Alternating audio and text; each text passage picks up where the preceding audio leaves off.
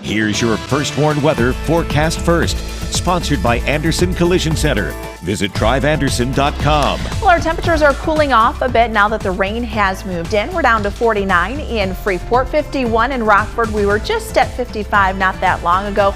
50 degrees in Rochelle, Sterling, and 47 our current temperature in Monroe. We had some dry time earlier today, but now that rain is beginning to move back in. We'll have a couple pockets of some heavier rainfall, but the back edge of those showers will be moving through between about 8 and 9 o'clock tonight. Active weather down to the south of us, numerous severe thunderstorm warnings, and now a couple tornado warnings close to St. Louis this evening. All the severe weather will stay down to our south. So those temperatures will be dropping back into the 40s. Rain will come to an end. Actually, we'll see a return of sunshine down into the 30s tonight. Some cooler temperatures, though, for the weekend. A look at how many mornings we could be waking up to some frost coming up in the First Warn forecast a little later.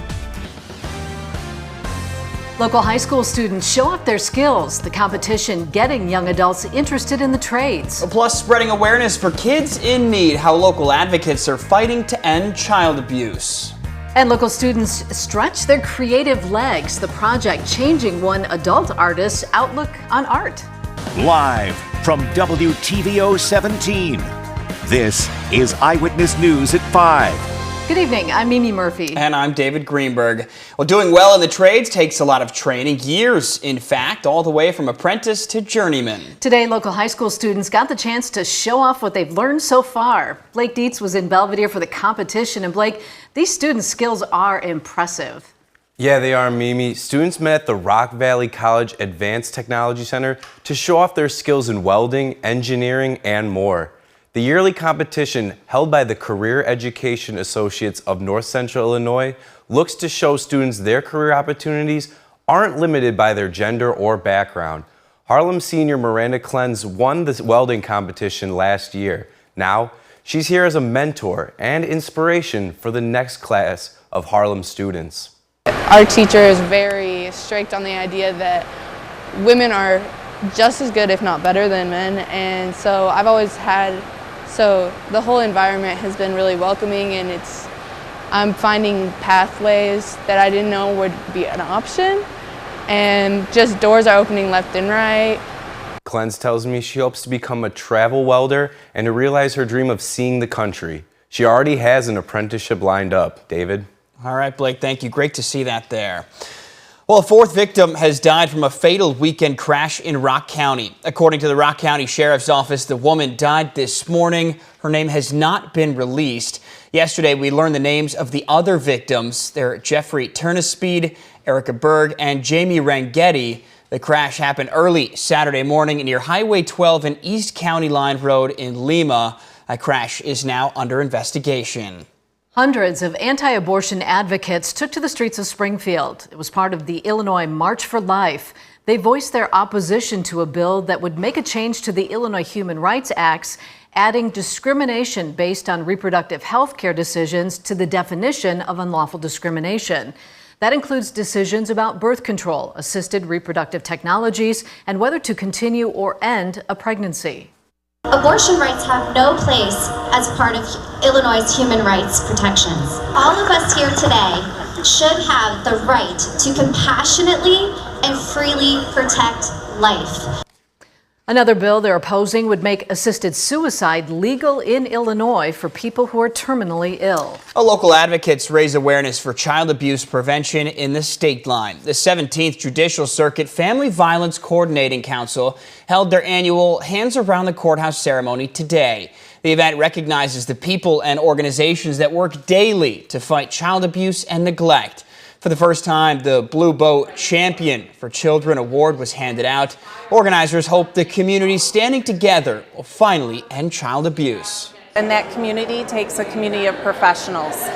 Professionals who understand, know how to treat, and do the best care possible to get a child away from a situation, keep them safe, and then help them thrive. And that takes several steps and several people to make that happen. So it's really important to recognize all of this community partners that we have here today that have participated in this fight against abuse. Advocates say the most important thing community members can do is report child abuse if they see it. DoorDash drivers flock to the state's capital. They're calling on lawmakers to support policies letting them continue to work how they want. Organizers say they like being independent contractors as it gives them a flexible work schedule and allows them to make some extra cash. That's the main reason why I started door dashing, was because I could do it in my free time. I'm my own boss. I make my own schedule. So that's really been life-changing for me, and I want to keep that independence. Other drivers say the flexible work schedules helped them as they deal with certain health issues. The local service workers union is now protesting a plan to lay off all Illinois tollway workers and outsource the jobs to a private company. The union held a rally today after a tollway board meeting. The tollway wants to lay off the overperforming employees and double down on Lighthouse and give the work to the state-approved no-bid vendor. We're here to call on Governor Pritzker and the tollway board to do the right thing. Well, the SEIU says toll workers hired by the Chicago Lighthouse are not as experienced or well-trained as union employees. The Illinois Tollway Board announced the plan last month while offering severance packages to workers. Another bargaining session is scheduled for next Thursday. Hundreds of Shed Aquarium employees may soon be part of a union. 60 workers signed a letter publicly announcing Shed Workers United. About 300 workers would be represented. They include those in animal care, learning and community facilities, and other departments. Workers say a union will give them a voice to advocate for the welfare of themselves and animals. The Shed says it respects the rights of employees to educate themselves on unionization and to explore their options freely. The State Line Wildlife Center holds an event to raise money. Hoo Haven's annual wine tasting fundraiser is tonight. Hand-carved walking sticks, a wood-fire pizza oven, and a custom-made frog pendant are all set to be auctioned off. All proceeds go toward the care and feeding of the center's animals. The fundraiser is being held at the IBEW Local 364 Electrical Workers Hall. That's on Mill Road from 6 to 9 tonight. Local elementary school students helped create a piece of art. Lewis Lemon Elementary is partnering with the Rockford Area Arts Council to create 2 murals. One of the projects is called Swimming Through History. The 120-foot mural will feature 9 medallions of subjects important to the school within an ocean. Today, students helped build fish to be placed inside the project. One artist says it's a lot of fun to watch and learn as these children create. They're doing a great job. They are also cute.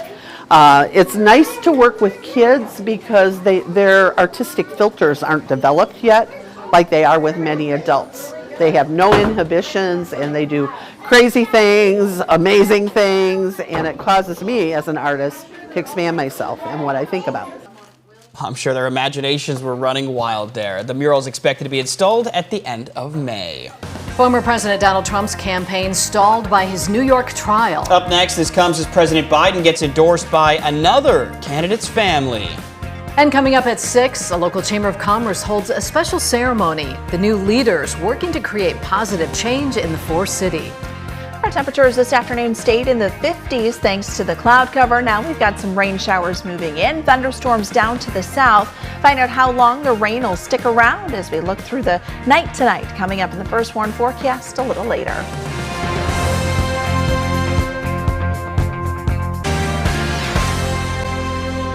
Former President Donald Trump is back in a New York courtroom. It's day 3 of jury selection for his hush money trial. Oh, meanwhile, it's President Biden's 3rd day campaigning in the swing state of Pennsylvania. Raquel Martin reports the Kennedy family is endorsing the incumbent, not Robert Kennedy Jr. There's a Kennedy running for president. 4 more years. But the Kennedy family is going all in for President Biden. That's right. The Kennedy family endorses Joe Biden for president. Carrie Kennedy is the sister of independent presidential candidate Robert F. Kennedy Jr. and the daughter of Bobby Kennedy. Daddy stood for equal justice, for human rights, just as President Biden does today. What an incredible honor. At a Biden campaign event in Philadelphia, President Biden and the Kennedy family urged voters to fight against another Trump presidency. Are you ready to do that with me? Are you ready to move forward, not back? Donald Trump spent the day in a New York City courtroom for the 3rd day of his criminal trial. His campaign says the endorsement is proof President Biden is running scared. He is bleeding support from all sides, and RFK Jr. poses a grave threat to Joe Biden on the ballot. Political analyst Todd Belt says the Kennedy family endorsement should help Biden. The Kennedys are as close as we have to as a royal family in the United States. RFK Jr. responded to his family's endorsement in a tweet, saying, quote, he's pleased they are politically active. His campaign is celebrating other news. Battleground state Michigan announced it will allow his name on the presidential ballot this November. In Washington, Raquel Martin. Well, Rain, going to stick around the state line for the rest of the day. After the break, Candace tells us when sunshine returns to the region.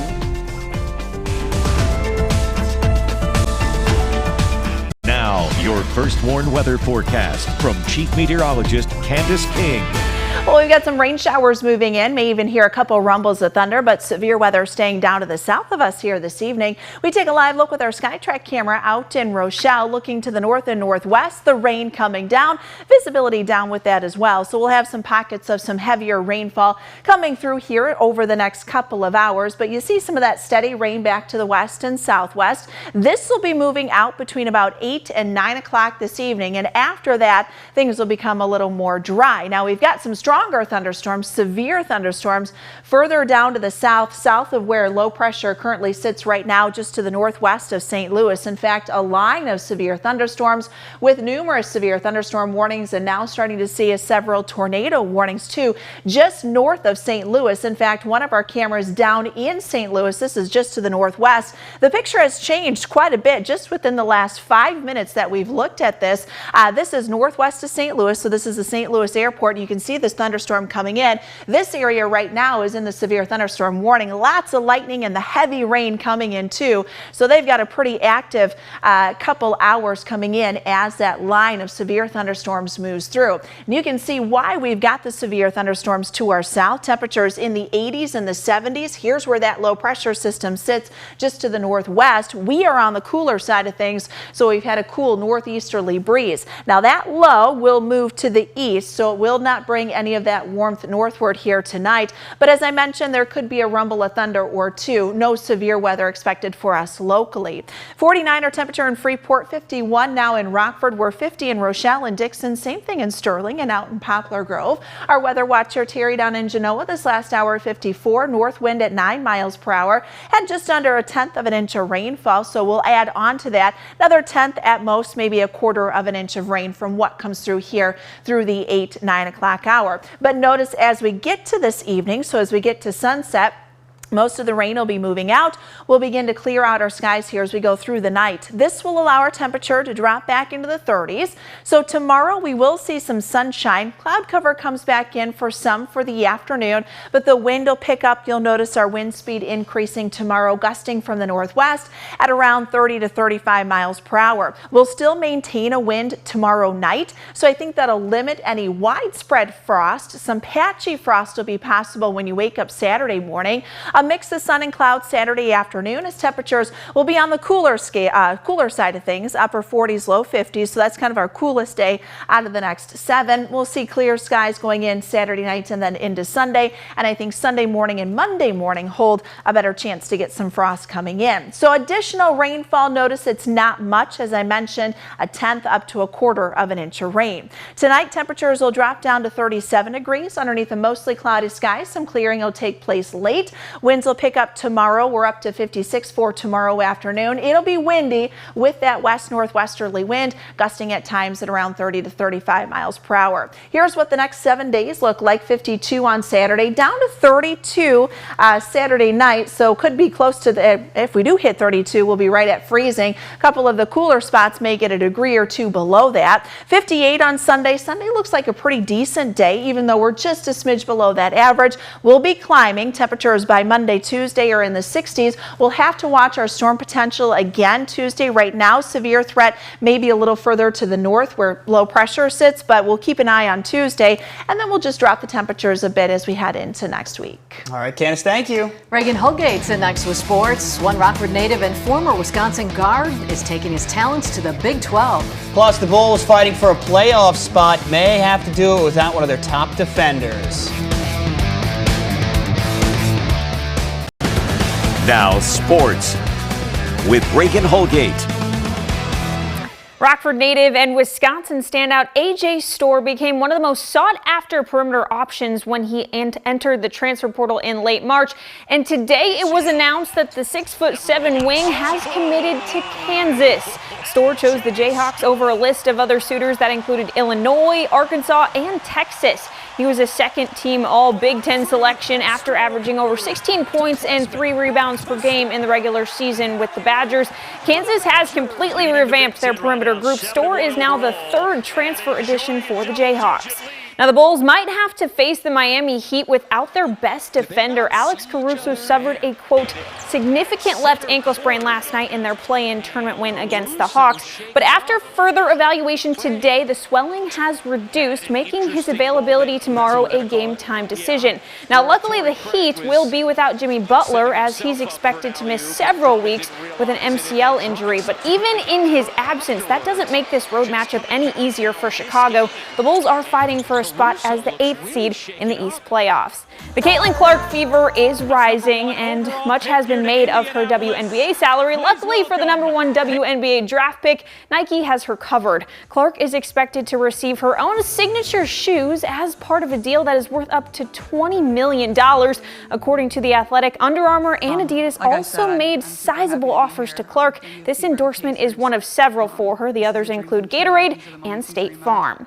Now, the time has finally come for the Blackhawks to bid a long-awaited farewell to the 2023 season. Tonight's finale will take place in Los Angeles against the Kings, but the focus for the Hawks has inevitably shifted to the offseason and the 2024 NHL Draft. The Blackhawks have the second best lottery odds for the draft. They have about a 13% chance of earning the #1 pick, second to the San Jose Sharks. Now, the lowest Chicago can drop in the draft lottery is #4, so they are guaranteed at least a top 4 pick. Macklin Celebrini is expected to be the top pick in the draft after finishing his freshman season at Boston with 32 goals and 32 assists. Now, the Cubs were supposed to start their 4-game set with the Marlins today at Wrigley, but that game has been postponed due to some rain. The makeup date is April 20th. That's sports. We'll be right back. Well, we're just seeing little rain showers, which was April showers. Bring May flowers. That's what they say, right. We've had a lot of rain, though, so far for the month. We're actually above our month to date.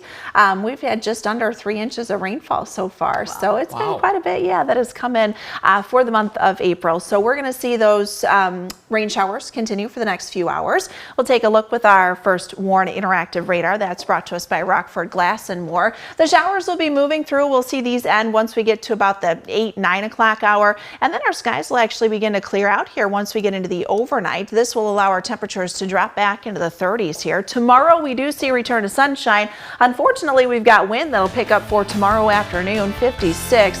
We're 52 on Saturday. Sunday morning, a little frost. Same thing on Monday morning. All right, thanks, Candace. World News Tonight's up next. We'll be back here at 6.